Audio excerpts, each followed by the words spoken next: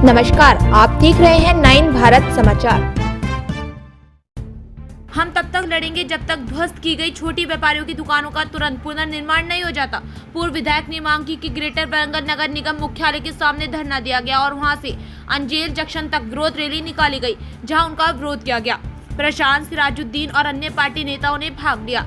इस अवसर पर बोलते हुए पूर्व सरकारी मुख्य सचेतक और बीआरएस पार्टी के हनुमाकोंडा जिला अध्यक्ष दशम विनय भास्कर ने कहा कि छोटे व्यापारियों की जिंदगी को खतरे में नहीं डाला जाए।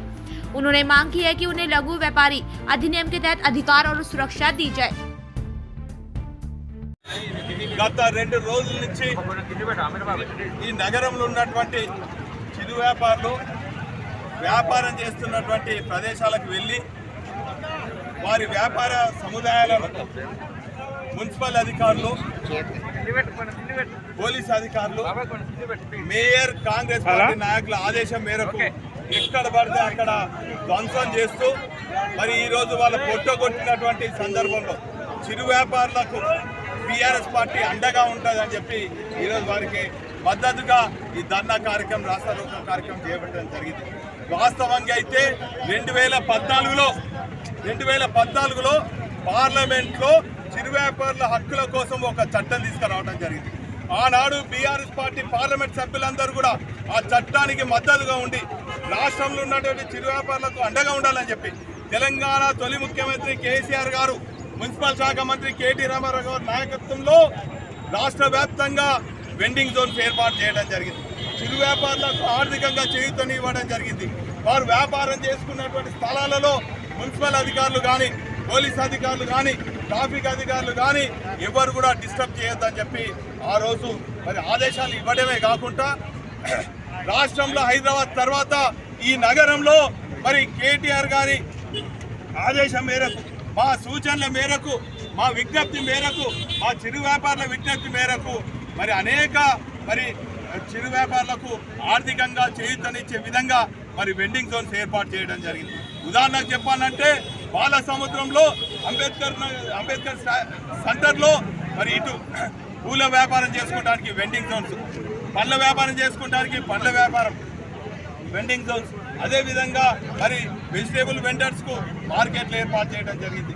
ఫ్రూట్స్కు అమ్ముకోవడానికి మరి ఫ్రూట్ జోన్స్ ఏర్పాటు చేయడం జరిగింది.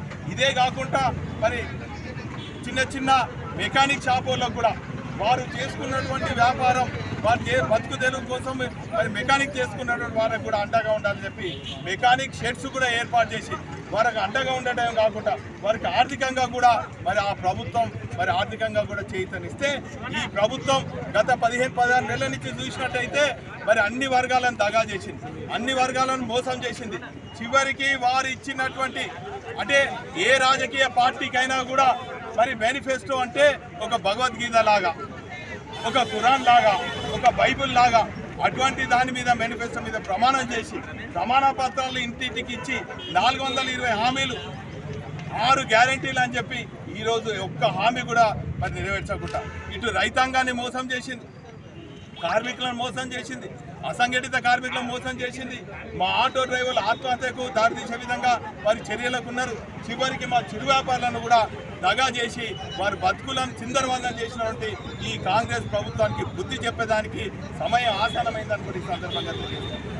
పోలీస్ అధికారులకు మేము హెచ్చరిస్తున్నాం, ఈ మేయర్ చెప్పే ఆదేశాలు, ఈ కాంగ్రెస్ నాయకులు చెప్పే ఆదేశాలకు మీరు వింటే మాత్రము మరి ఖబర్దార్, ఖచ్చితంగా కార్మిక లోకానికి ఎక్కడ నష్టం జరిగినా, చిరు వ్యాపారులకు ఎక్కడ నష్టం జరిగినా కూడా ఈ గులాబీ జెండా అండగా ఉంటుంది.